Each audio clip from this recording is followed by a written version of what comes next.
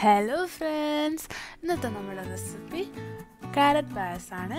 ഒരു ഡിഫറെൻറ്റ് സ്റ്റൈലിൽ നല്ല ടേസ്റ്റുള്ള പായസമാണ്. ഇതെല്ലാവരും ട്രൈ ചെയ്ത് നോക്കണം. വളരെ എളുപ്പത്തിൽ ഉണ്ടാക്കാൻ പറ്റിയൊരു പായസമാണിത്.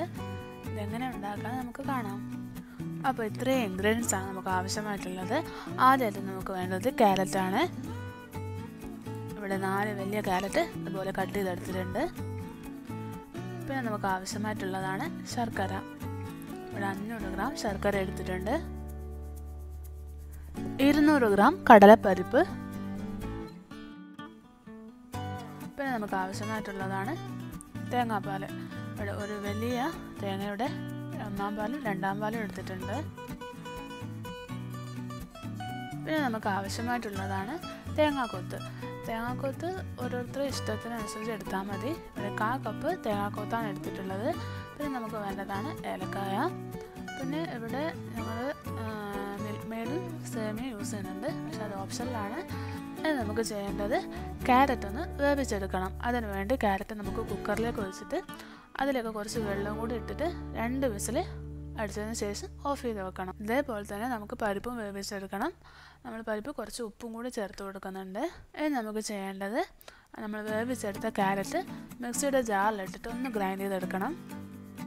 ഇനി ഒരു പാൻ എടുത്തിട്ട് അതിലേക്ക് നെയ്യ് ഒഴിച്ചതിന് ശേഷം നമ്മൾ അരച്ചെടുത്ത ക്യാരറ്റ് അതിലേക്ക് ഇട്ട് കൊടുത്തിട്ട് നല്ലോണം വഴറ്റിയെടുക്കണം.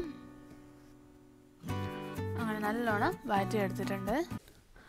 ഇനി നമ്മൾ പായസം ഉണ്ടാക്കാൻ ഉദ്ദേശിക്കുന്ന പാൻ എടുത്ത് അതിലേക്ക് 2-ാം പാൽ ഒഴിച്ചിട്ട്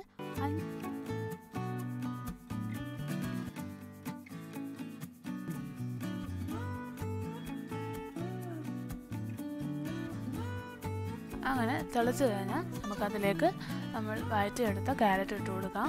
എന്നിട്ട് നല്ലോണം മിക്സ് ചെയ്തെടുക്കണം.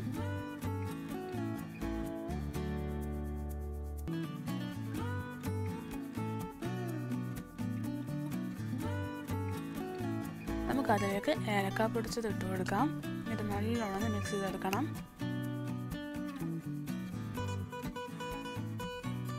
അങ്ങനെ ഒന്ന് ടൈറ്റായി വന്നിട്ടുണ്ട്.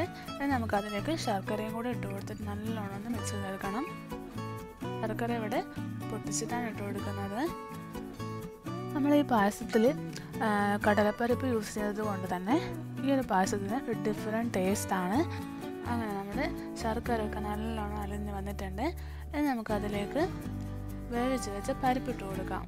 എന്നിട്ട് നല്ലോണം മിക്സ് ചെയ്തിട്ട് ആ പരിപ്പൊക്കെ നമ്മുടെ തേങ്ങാപ്പാലിലൊക്കെ നല്ലോണം ചേർന്ന് വരുന്നത് വരെ നമ്മൾ വേവിച്ചെടുക്കണം.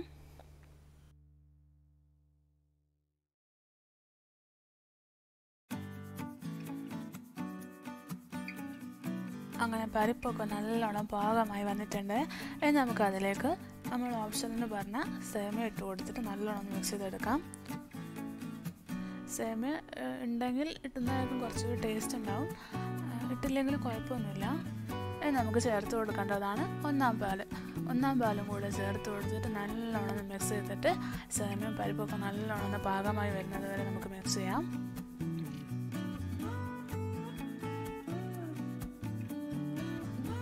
അങ്ങനെ സേമിയയും പരിപ്പൊക്കെ നല്ലോണം പാകമായി വന്നിട്ടുണ്ട്. ഇനി നമുക്കതിലേക്ക് മിൽക്ക് മെയ്ഡ് ഒഴിച്ച് കൊടുക്കാം. ഇതും ഓപ്ഷനിലാണ്, ഇട്ടില്ലെങ്കിലും കുഴപ്പമൊന്നുമില്ല.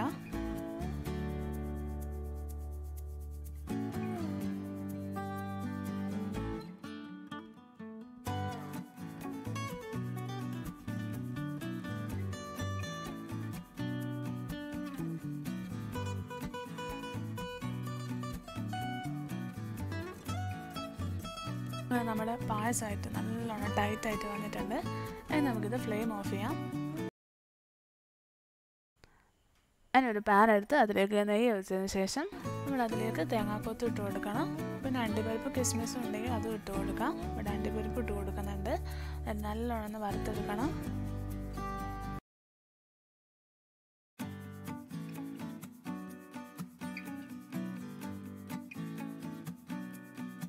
അങ്ങനെ നല്ലോണം വറുത്തെടുത്തിട്ടുണ്ട്. ഇനി നമുക്കിത് പായസത്തിൽ ഒഴിച്ച് കൊടുക്കാം. നല്ലോണം മിക്സ് ചെയ്ത് കൊടുക്കാം.